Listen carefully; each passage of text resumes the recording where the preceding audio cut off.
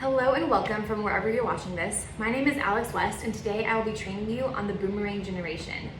I feel equipped and able to talk about this since I am part of the generation as well as the specific statistic. Who is the Boomerang Generation and who are the Boomerang kids? They're 18 to 35-year-olds, so most people who graduated either high school or college anytime in the 21st century who move back home with their parents or just never leave. According to Merriam-Webster.com dictionary, they define it as a young adult who returns to live at his or her family's home, especially for financial reasons. Other sources also say that this term applies to students or individuals who just never left the house in general. It doesn't have to be that they moved away to college or after graduation and then came back. It can just be the case if they also never left. It also is not solely for financial reasons. It can be anything from the pandemic that we had to emotional and mental health. Just a plethora of different reasons causes this generation to be during the time that it is right now. And according to Adam Davidson, author of the article titled, "It's Official, the Boomerang Kids Won't Leave," on the New York Times website on June 20th, 2014, those who graduated college as the housing market and financial systems were imploding faced the highest debt burden of any graduating class in history. Nearly 45% of 25-year-olds have outstanding loans with an average debt above $20,000. There are many positive and negative stereotypes and perceptions of this generation, and specifically people who fit the description.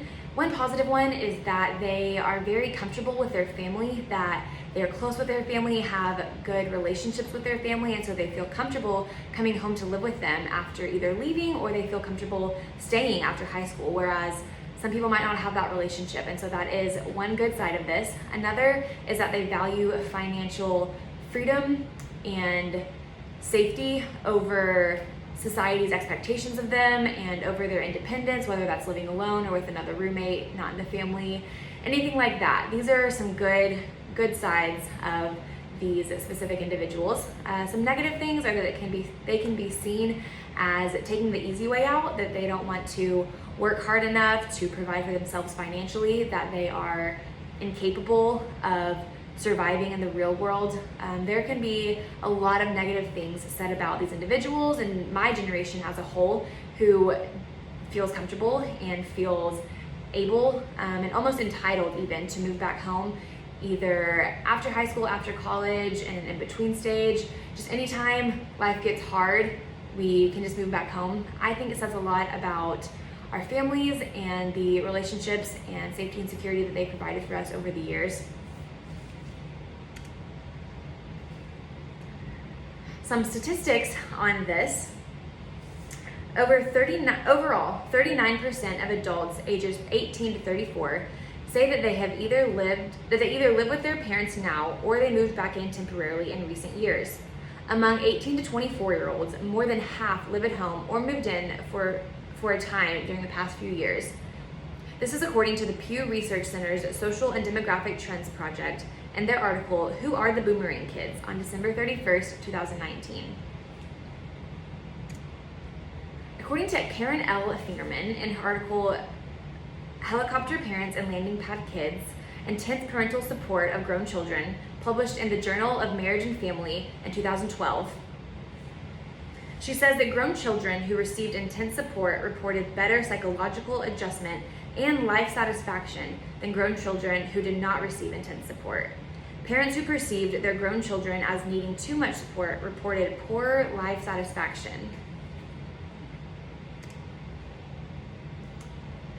As relating to the workplace, some things that are relevant about this generation due to their living situation or their decision to move back home is that they may feel much more comfortable communicating with superiors, their boss, managers, whatever that may be, because they do live at home and they live with their parents and they're used to those communicating and talking to an older person and being the younger one, being the subordinate, things like that. They may just feel more comfortable talking to a boss versus an individual or someone of the same age who has been independent for a while and does not normally interact with older people.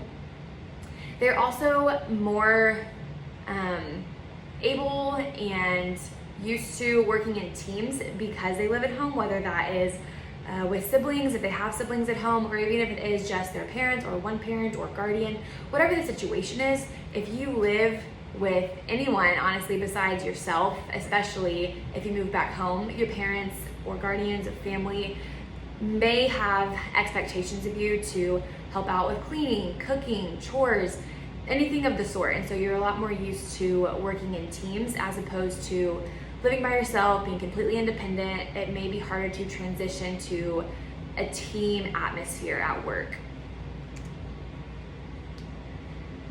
Areas in the workplace that are unrelated to one's living situation, whether they chose to come back home or not. So specifically the Boomerang Generation, whether you are an individual in the whole generation that does live back at home or never left, or you're just classified in that age range, but those statistics and the definition doesn't apply to you.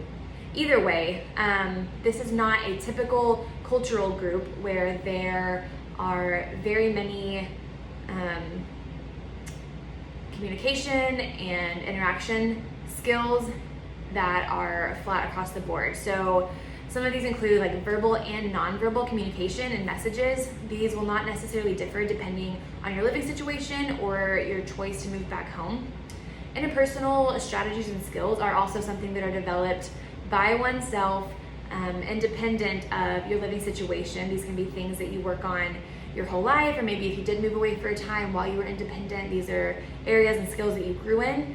So these are not necessarily classified by your living situation or the fact that you live with your parents or not.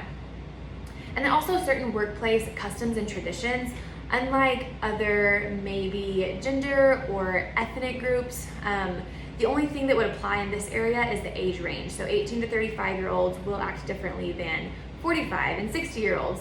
So that is the Boomerang Generation in a nutshell, and also some specifics about them in the workplace and professional life. I am one. I did move back home for about 4 months after high school between a transition and colleges. So I really understand this generation. I feel for it. And I'm very excited to be able to educate you on it today. Thank you so much.